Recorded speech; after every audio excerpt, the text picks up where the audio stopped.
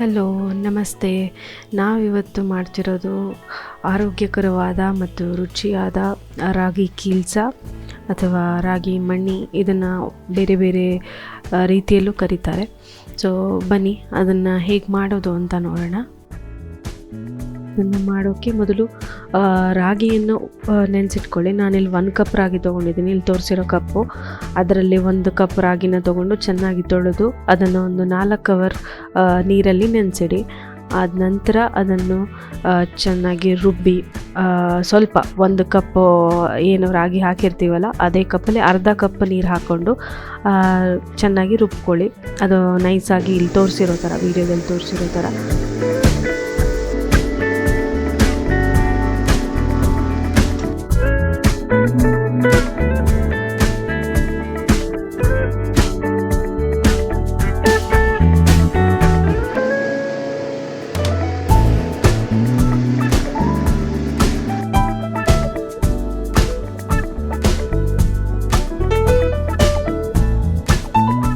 ಅದನ್ನು ಒಂದು ಜಾಲರಿಗೆ ತೆಗೆದು ಅದನ್ನು ಚೆನ್ನಾಗಿ ಅದರಲ್ಲಿರೋ ಹಾಲೆಲ್ಲ ಬಿಡೋ ಥರ, ರಾಗಿಯಲ್ಲಿರೋ ಹಾಲೆಲ್ಲ ಬಿಡೋ ಥರ 2-3 ಕಪ್ಪು ನೀರಾದರೂ ಹಾಕ್ಕೊಳ್ಳಿ.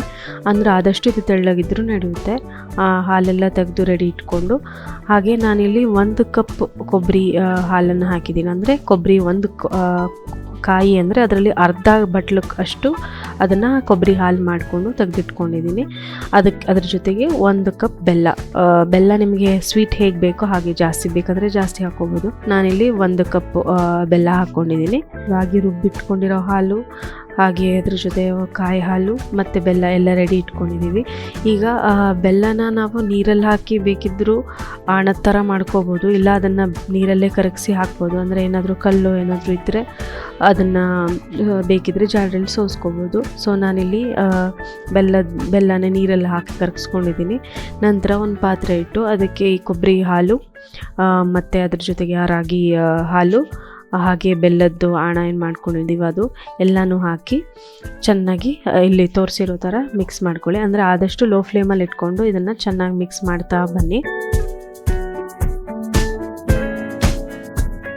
ಸೊ ನಿಧಾನಕ್ಕೆ ತಿರುಗಿಸ್ತಾ ಬಂದರೆ ಒಂದು ಅರ್ಧ ಗಂಟೆ ಹಾಗೆ ಆಗ್ತಾ ಅದು ಸ್ವಲ್ಪ, ಈಗ ಮುದ್ದೆಗೆ ಹೇಗೆ ಮಾಡ್ತೀವೋ ಆ ಕನ್ಸಿಸ್ಟೆನ್ಸಿ ಬರ್ತಾ ಹೋಗುತ್ತೆ, ಗಟ್ಟಿ ಆಗ್ತಾ ಹೋಗುತ್ತೆ. ಅಂದರೆ ಇದು ಹಾಗೆ ಮಾಡುವಾಗಲೇ ಸ್ವಲ್ಪ ಎಣ್ಣೆ ಹಾಕ್ಕೊಂಡು ಸ್ವಲ್ಪ ಒಂದಾಗಲೂ ಉಪ್ಪು, ಅಂದರೆ ಹಾಗೆ ಮಾಡಬಾರ್ದು ಅನ್ನೋ ಕಾರಣಕ್ಕೆ ಅದು ಗಂಟು ಆಗಲ್ಲ, ಸೊ ಸ್ಮೂತಾಗಿ ಬರುತ್ತೆ. ಅದನ್ನೆಲ್ಲ ಹಾಕ್ಕೊಂಡು ಕೊನೆಗೆ ಇಲ್ಲಿ ನಾನು ತೋರಿಸಿರೋ ಥರ ನೀರು, ಒಂದು ತಟ್ಟೆಯಲ್ಲಿ ನೀರಿಟ್ಕೊಂಡು ಅದಕ್ಕೆ ಸ್ವಲ್ಪ ಮಾಡ್ತಾ ಇದ್ದೀವಲ್ಲ ರಾಗಿ ಕೀಲ್ಸ, ಅದನ್ನು ಸ್ವಲ್ಪ ಹಾಕ್ಕೊಂಡ್ರೆ ಆ ಮಿಶ್ರಣ ನಿಮ್ಗೆ ಗೊತ್ತಾಗುತ್ತೆ, ನೀರಿಂದ ಸ್ವಲ್ಪ ಸಪ್ರೇಟ್ ಆಗುತ್ತೆ. ಕೊನೆಗೆ ಇಲ್ಲಿ ನಾನು ಪ್ಲೇಟಲ್ಲಿ ತೋರಿಸಿದ್ದೀನಲ್ವ, ಸೊ ಅದನ್ನು ಒಂದೇ ಸ್ವಲ್ಪ ಅದಕ್ಕೆ ನೀರಲ್ಲಿ ಹಾಕಿದಾಗ ಜೆಲ್ಲಿ ಥರ ಕಾಣಿಸ್ಬೇಕು. ಅಂದರೆ ಈ ಕಡೆ ತುಂಬ ತೆಳುವೂ ಅಲ್ಲ, ತುಂಬ ಗಟ್ಟಿನೂ ಅಲ್ಲ, ಒಂದು ಜೆಲ್ಲಿ ಫಾರ್ಮ್. ಹಿಂಗೆ ಹಾಕಿದ ತಕ್ಷಣ ನೀರು ಗಂಟ್ಕೊಂತಿಲ್ಲ ಅನ್ನೋದು ನಿಮ್ಗೆ ಗೊತ್ತಾದ ತಕ್ಷಣ ಇದು ಆಗಿದೆ ಅಂತ ನಮ್ಗೆ ಗೊತ್ತಾಗುತ್ತೆ. ಈಗ ನಮಗಿದು ರೆಡಿ ಆಗಿದೆ ಅಂತ ಗೊತ್ತಾಗುತ್ತೆ ನೀರೆಲ್ಲ ಹಾಕಿದ ತಕ್ಷಣ. ಸೊ ಈಗ ಒಂದು ಪ್ಲೇಟ್ ತೊಗೊಂಡು ಅದಕ್ಕೆ ಸ್ವಲ್ಪ ತುಪ್ಪ ಹಾಕಿ ಅದನ್ನು ಸವರ್ಬಿಟ್ಟು ಈಗ ರೆಡಿ ಆಗಿರೋ ರಾಗಿ ಕೀಲ್ಸೋದನ್ನ ಅದಕ್ಕೆ ಹಾಕ್ಕೊಂಡು ಇಲ್ಲಿ ತೋರಿಸಿರೋ ಥರ ನೀಟಾಗಿ ಸಮವಾಗಿ ಮಾಡಿಕೊಂಡು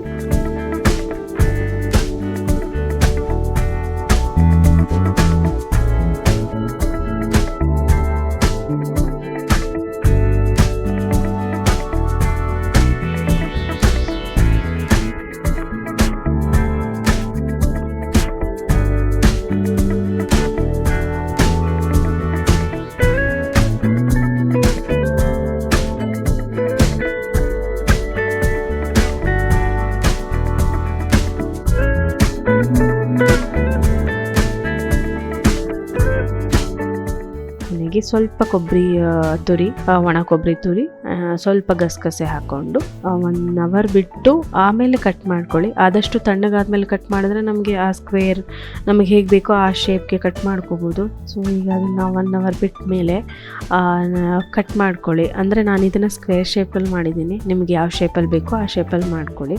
ಅಂದರೆ ಆದಷ್ಟು ತಣ್ಣಗಾದ್ಮೇಲೆ ಮಾಡಿ, ಹಾಗಿದ್ರೇ ನಮಗೆ ಆ ಶೇಪ್ ಬರೋದು. ಸೊ ಇಲ್ಲಿ ನೋಡ್ತಿದ್ದೀರಾ ಎಷ್ಟು ಫ್ಲಫಿಯಾಗಿ, ಎಷ್ಟು ಸ್ಮೂತಾಗಿ, ಮೃದುವಾಗಿ ಗ್ಲಾಸ್ ಹೇಗಿರುತ್ತೋ ಹಾಗೆ ಶೇಪ್ ಕಟ್ಟಾಗಿದೆ. ಎಷ್ಟು ಚೆನ್ನಾಗಿ ಕಾಣಿಸ್ತಾ ಇದೆ ನೋಡಿ. ನೀವು ಒಂದ್ಸರಿ ಮನೇಲಿ ಟ್ರೈ ಮಾಡಿ, ನಿಜವಾಗ್ಲೂ ಹೇಳ್ತಾ ಇದ್ದೀನಿ, ತುಂಬ ಚೆನ್ನಾಗಿ ಬರುತ್ತೆ. ಮಕ್ಕಳು ತುಂಬ ಖುಷಿಪಟ್ಟು ತಿಂತಾರೆ. ಸೊ ಟ್ರೈ ಮಾಡಿ, ಕಮೆಂಟಲ್ಲಿ ತಿಳಿಸಿ ಹೇಗಿತ್ತು ಅಂತ. ಹಾಗೆ ಈ ವಿಡಿಯೋ ನಿಮ್ಗೆ ಇಷ್ಟ ಆದರೆ ನಮಗೆ ಸಪೋರ್ಟ್ ಮಾಡಿ, ಲೈಕ್, ಶೇರ್, ಸಬ್ಸ್ಕ್ರೈಬ್ ಮಾಡಿ. ಮುಂದಿನ ವಿಡಿಯೋ ತನಕ ನಮಸ್ಕಾರ.